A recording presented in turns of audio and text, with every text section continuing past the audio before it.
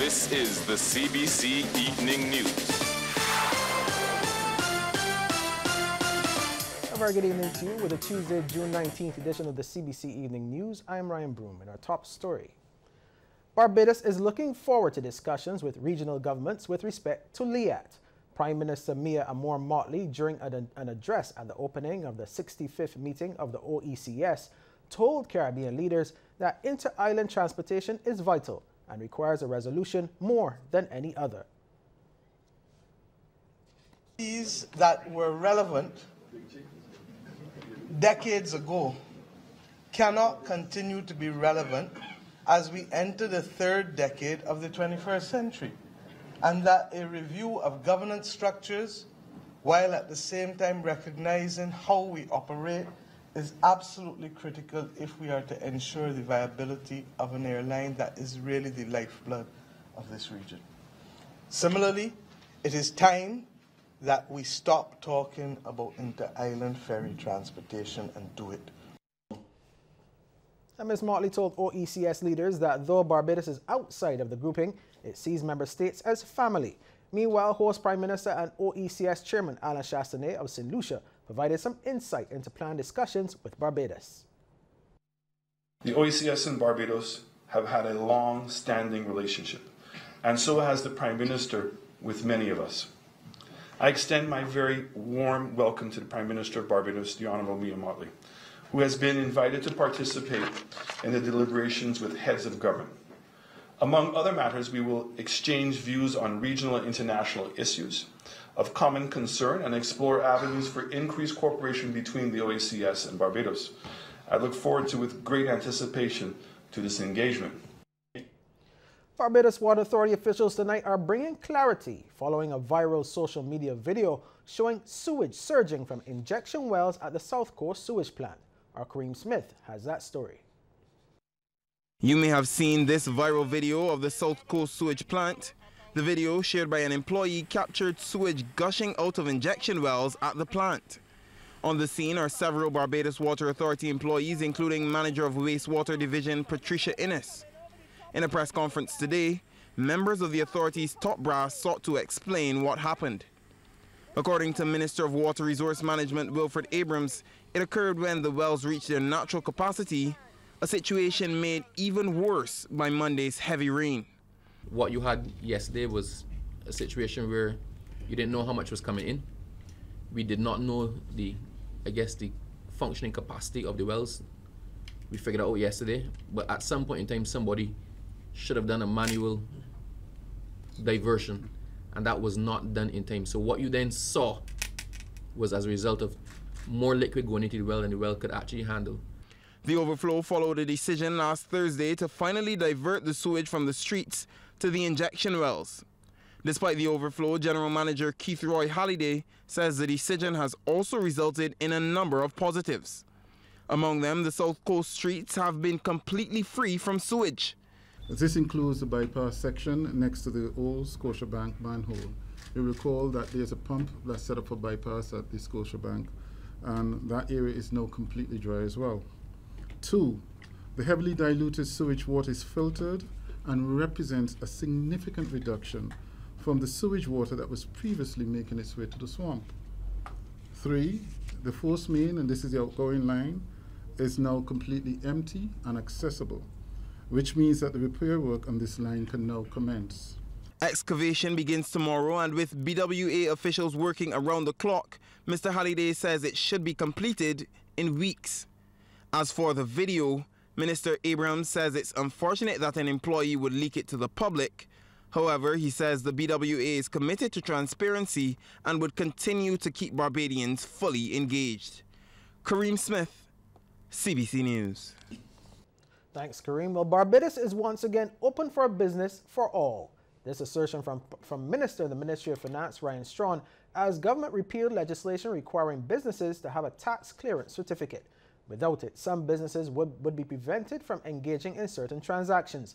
During the first session of Parliament today, Mr. Strawn condemned the current acts as a hindrance to the growth and the economic well-being of businesses. It is certainly our view that having asked people to hold strain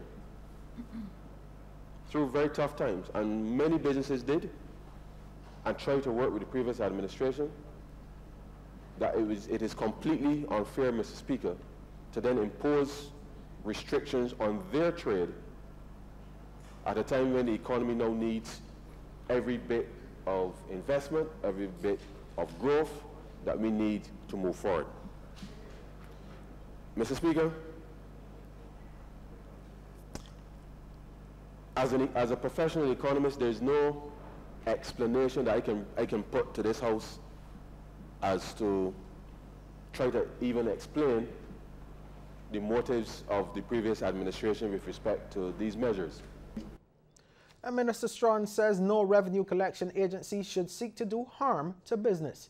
Instead, he says government must facilitate a fair process. As the lead revenue collecting agency in the country, the manner in which we treat to taxpayers is just as important as the revenues being collected and the spending of government thereafter.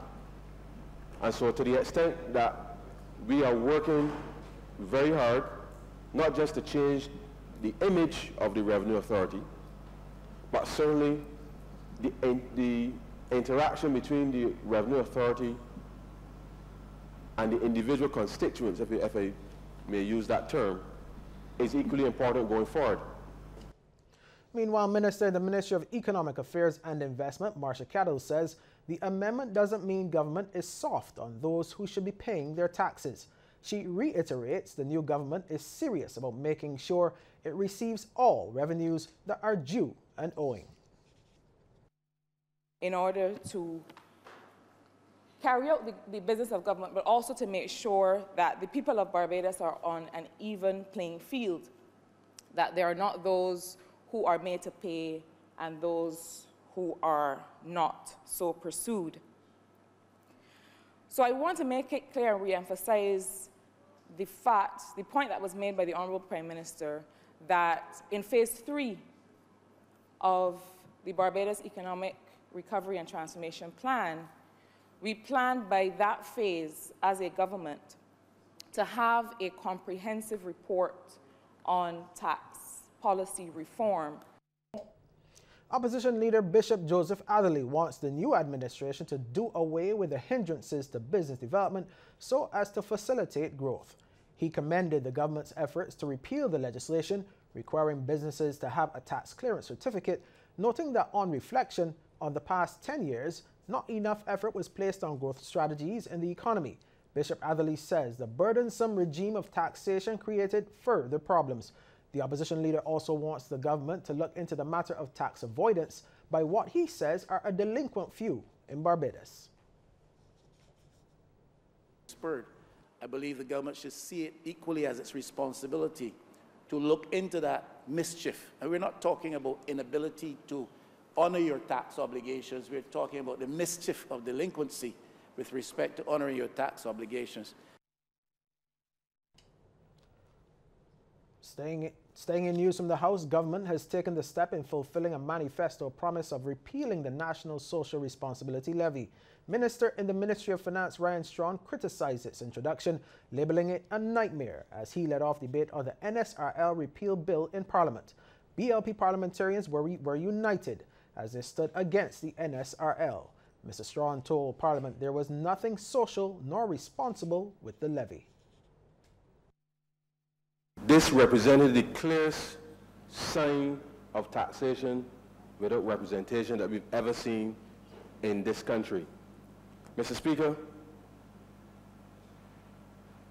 the background to the passage of this particular piece of legislation and this particular piece of tax policy was flawed from inception.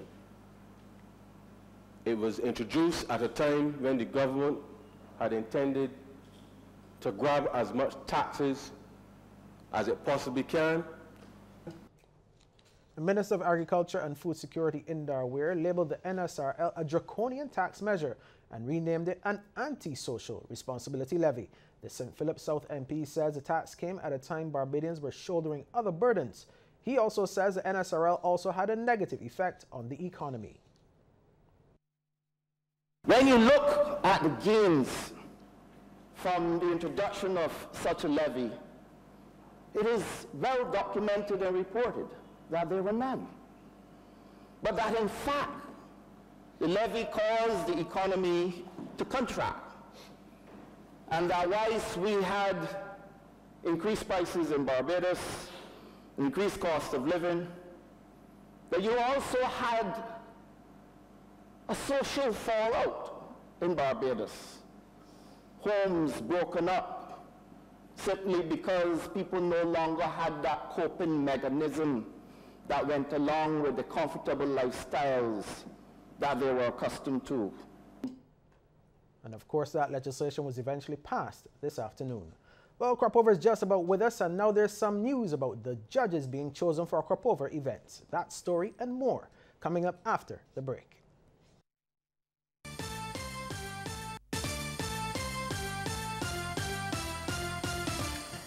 Welcome back. Well, Barbados is moving to capitalize on the growing genealogy tourism niche. The Archives Department has been playing its part in this area by engaging Barbadians through genealogy workshops. The most recent was held on Saturday at its Lazaretto Blackrock St. Michael headquarters. Chief Executive Officer of the Barbados Tourism Product Authority, Dr. Kerry Hall, says tracing roots is a growing trend. The BTPA has sought to assist in modernizing the Archives Department by donating some 6 laptop computers. With Barbados's very strategic location and our rich history, you find with the backward and forward linkages, everybody who was anybody that was coming to the New World would have passed through Barbados. And we would have gone on, they would have come from England, from Europe, from Africa, and then we'd have gone on to settle, you know, in the USA. Barbados settled the Carolinas, Panama, South America. Barbadians have spread far and wide all over the world. And we see this niche as a very critical niche where we could invite those persons back. Meanwhile, Minister of the Creative Economy, Culture and Sports, John King, says, given the island's current economic situation, the development of this niche is important. At this particular point in time of our development, this country needs every single possible income stream that it can find. And if this is the way that the world is going, and as Ms. Hall mentioned earlier, you can go online and there's so many different agencies that are now using the whole idea of tracing your roots as money-making ventures. And I see no reason why we here shouldn't do the same.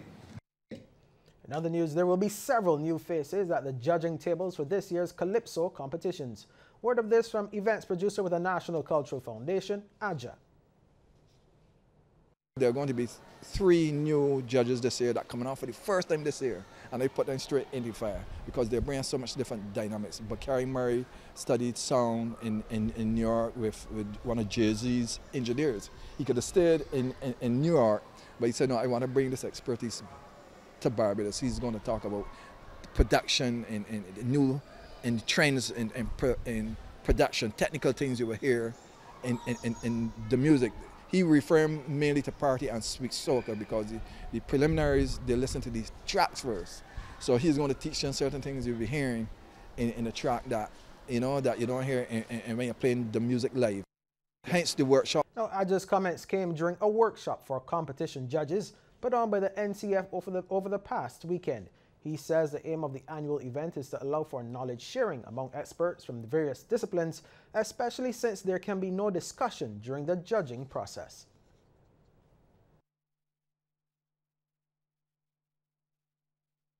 Hence the workshop, therefore, is to help the judges help each other understand different things to strengthen the judging process. So we have been doing it for the last 5 years, right? And I found that over the years, the whole judging process has improved. I mean, we haven't had no real issues. We said that body shouldn't win, right? You know, over the last couple of years. So it's very, very educational. It's very, very developmental for the judges themselves. And this year, we have invited the tech managers wanted to come and some of the technical staff at the NCF.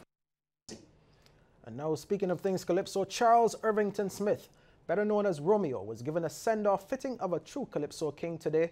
CBC's Shane Jones was one of the hundreds gathered at the Breath of Life Seventh-day Adventist Church on Whitehall Main Road for his funeral. First, we must remember we are one. That line, taken from Romeo's Kaiso competition-winning and generation-bridging 1981 hit Gem Gone, was manifested at his Thanksgiving service as friends, family, dignitaries and Calypsonians packed into the church to pay their last respects to one of Barbados' most loved entertainers. Many from the music fraternity paid tribute to the great man, including Colin Spencer, Mr. Blood, Donella, Shirley Stewart, and Tony Grisette, to name just a few. The mighty Gabby remembered his friend from childhood with an emotional poem. You gave me my first ever suit to sing in competition. When the results came back that night, I first and you in second position. To tell the truth, Romy, your face that night didn't look too cute. You cried and said, "You didn't beat me. I lost my own suit." Next morning early, you came by me, apologized profusely. The smile and hug you gave me stays with me eternally. We built Battleground Tent. In a glowing tribute, Culture Minister John King said Romeo was one of the most caring and committed people he knew. Although he was probably one of the fiercest competitors you would ever come across in your life, he was always there to lend support. Even if it was battles against the NCF. Yes, against the NCF. If it was battles for better wages, better conditions, whatever it was, that was for the improvement of the art form and the artists themselves. Charles Romeo Smith was in the forefront of it. And he was never one of those persons who would back down. After messages from NCF CEO Cranston Brown and former Culture Minister Stephen Lashley, close friend Mike Seeley delivered the eulogy. He said he believed Romeo had prepared himself for death.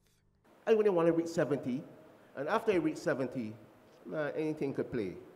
So I wasn't surprised that Friday afternoon, morning actually, he came by me, and Ronnie, he had a new ride, and he said, "Mike, I'm going to come down by you, and we can start a little church in the backyard."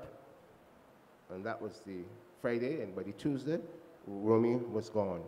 The interment was at the Westbury Cemetery. Shane Jones, CBC News.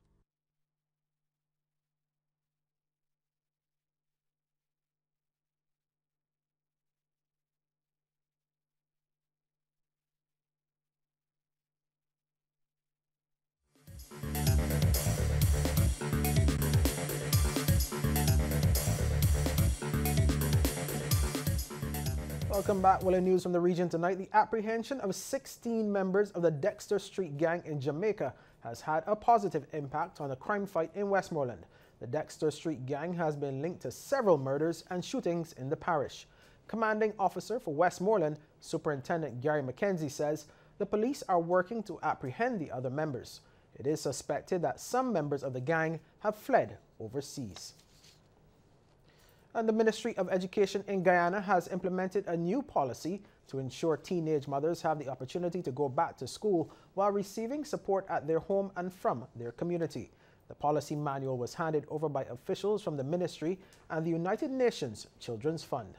The policy, which is a collaboration between the Ministry of Education and UNICEF, also had the input of other stakeholders, including the Ministry of Public Security and faith-based organizations. The Department of Environment in the Cayman Islands is trying to save a rare species of coral that has been affected by the black band disease. According to the Deputy Director of the department, Tim Austin, the disease has affected multiple colonies of pillar coral that are rare in the British Overseas Territory. The disease was spotted on the pillar coral that forms towering structures that rise from the reef when staff from echo divers noticed black bands forming on the 7-foot tall structures. Well, sports news is just ahead with Sean Green, but first, here's a tip from Cooperators General Insurance. This tip of the day is brought to you by Cooperators General Insurance Company Limited. Insurance the way you want it to be. Only 9% of asthma patients use their inhalers correctly. Spacing devices have been proven to deliver medication directly to the lungs and are highly recommended. This tip is brought to you in association with the Asthma Association of Barbados.